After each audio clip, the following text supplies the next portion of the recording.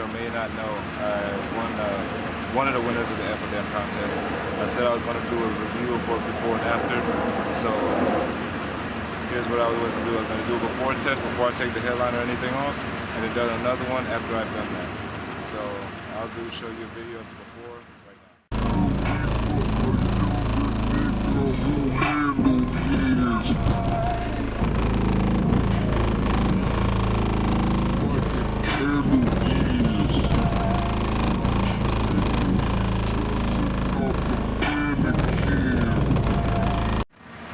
Alright, now here's the after.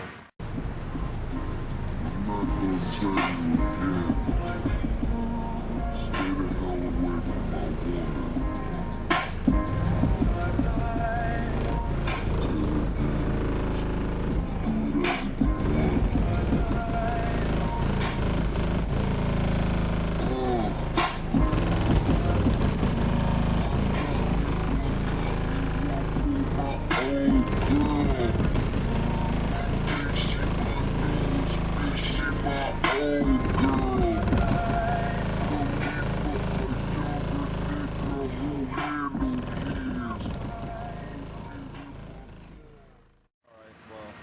I hope it was what you expected. If not, I don't know.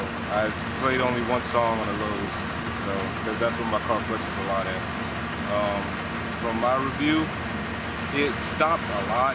It's, you know, the tone, really all it did was stop the tone. It really didn't stop too much flex. I still have a lot of flex. It felt like, yeah, still have the same amount of flex. But as far as the tone, it's gone.